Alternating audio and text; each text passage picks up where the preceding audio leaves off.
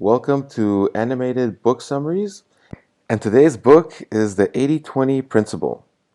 So, this book has been broken down into 10 key ideas.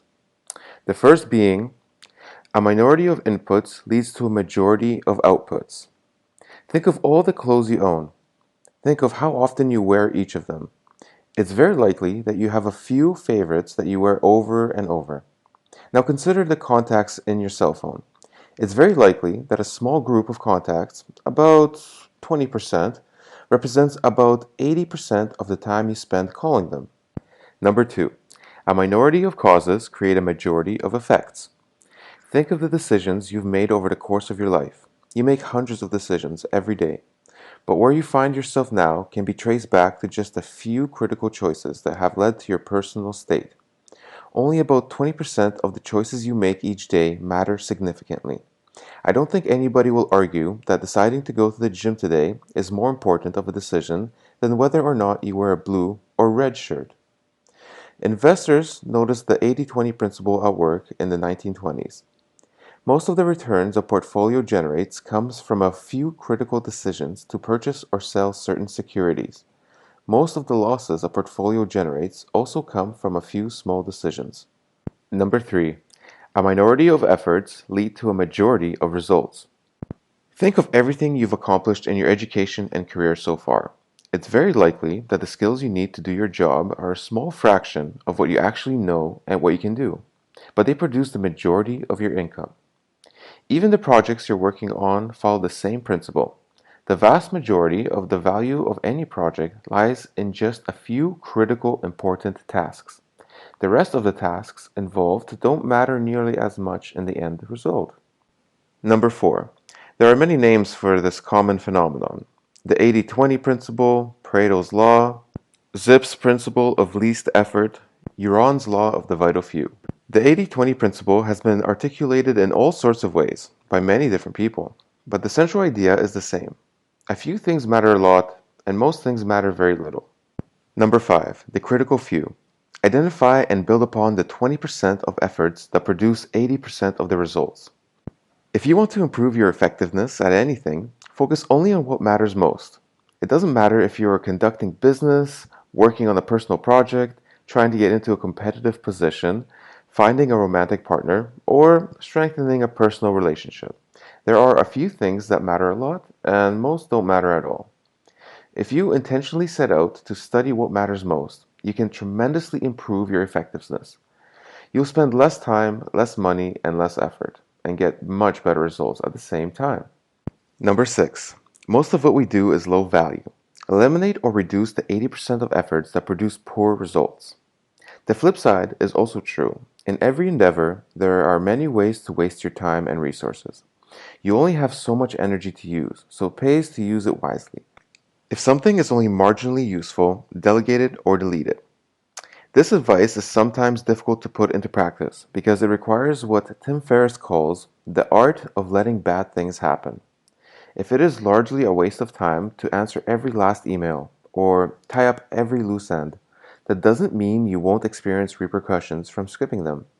On the balance, you'll come out ahead, but it's easy not to feel that way in the moment. By making some hard decisions about what to focus on and what to delete, you'll free up huge amounts of productive time and energy to focus on what really gets you where you want to go. That's why I advise you to create a not to-do list. By deciding in advance what's not worth your time and energy, it becomes much easier to say no to low-value tasks. Number seven, in business, focus on the products and customers that make you the most money and minimize or eliminate the rest. All people are created equal, but all customers are not. Some customers will feel like they're a gift from heaven. They'll be excited, considerate, and will enthusiastically purchase everything you offer. Other customers, on the other hand, will feel like they were sent from hell. They have nothing but complaints, they demand special treatment, and exceptions to your business practices. Here's the rule. Discover who your best customers are and focus on doing everything you can to give them the best experience and service possible.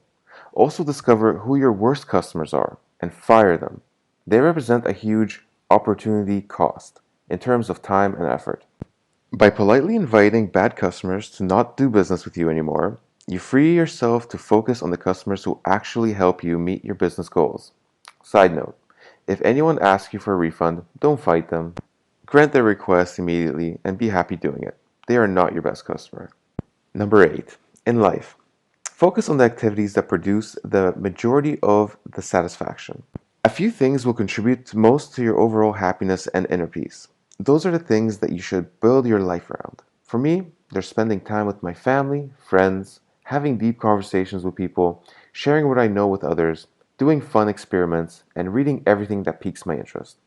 If I want to lead a happy life, that's how I should spend most of my time. A wide body of research indicates that daily experiments contribute far more to your overall happiness and life satisfaction than most possessions do. That means you're far better off investing in a trip around the world than in a huge house or a luxury car. On the flip side, you should ruthlessly eliminate things that don't contribute to your happiness or life satisfaction. The classic example for most people is commuting.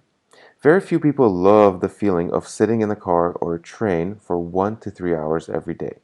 If you eliminate your commute by moving very close to where you work, you both eliminate a source of distraction and free up more time and energy to do the things you find far more rewarding. That decision can be a net positive, even if it is more expensive. Number 9. A minority of decisions will produce the majority of your results. Choice of work, debts, investments, and relationships. There are a few specific decisions it pays to take a special care before making. What you do for a living, borrowing money, contractual commitments, and who you spend most time with, particularly the transition from romantic partner to marriage or civil union. Think of these decisions as inflection points. You're making a commitment that's very difficult, not impossible, but difficult, to reverse or change. They also affect how you will be spending your time and energy on a very fundamental level, such that they can drastically alter your income, priorities, and life satisfaction. Accordingly, it pays to spend a disproportionate amount of time and energy making sure these decisions are made well, and you put yourself in the best position you can in the process. For example, purchasing a home is one of the biggest financial decisions people make. So if you want to buy a house, don't do it quickly or lightly. Do your research, understand the complete financial picture, create a masterful budget, improve your credit, and negotiate hard with the bank if you're taking out debt. What can look like a small improvement can end up producing huge results. Negotiating 1% off your interest rate can save you hundreds of thousands of dollars on a 30-year mortgage. So it pays to push as hard as you can. Number 10. More effort does not equal more reward. Focus only on what is crucial and ignore the rest. Here's the ultimate lesson, and it's an important one. You are not rewarded for effort. People ultimately don't care how long you spend doing something. They care far more about how important and meaningful your work is. You can spend 50 years digging a pit in the Sahara Desert and no one will care a bit. Spend those 50 years doing something meaningful, like starting a food bank, and everyone will care. Whatever you decide to do, spend some time at the beginning deconstructing the goal. What appears to be critically important to master and what appears to be a waste of time. You'll certainly have an incomplete list until you actually get started and start learning as you go.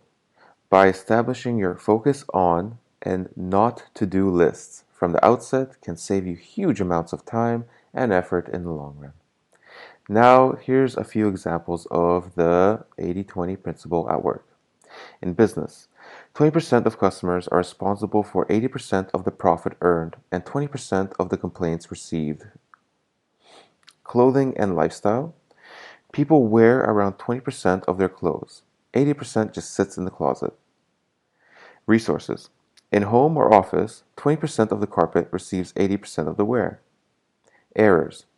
In 2002, Microsoft reported that 80% of the errors and crashes in some Windows and Office products are caused by 20% of the bugs involved. World's income.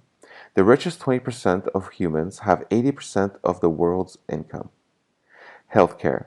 In the US, 20% of the patients use 80% of the healthcare resources. Landowners. In 1896, Pareto showed that around 80% of the land in Italy was owned by just 20% of the population, and this rings true today. Language. The most frequently used languages use 20% of the words account for 80% of the world occurrences. And last but not least, 20% of the fundraisers on staff are responsible for 80% of the organization's revenue. I hope you enjoyed this summary of the 80-20 principle, and I really hope that you enjoyed all the effort I put into these animated book summaries. Please feel free to subscribe and hit the bell button beside the subscribe button so that you are notified every time a new summary is released.